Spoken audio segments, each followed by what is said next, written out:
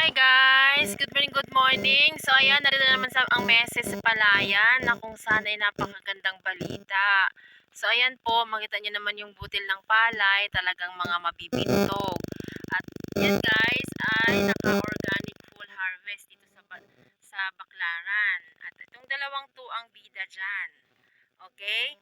So ayan guys, yung ating organic full harvest ay napakaganda at makita naman natin, no, yung butil ng palay talagang matindi at yung dahon green pa, anytime pwede na siyang i-harvest, no?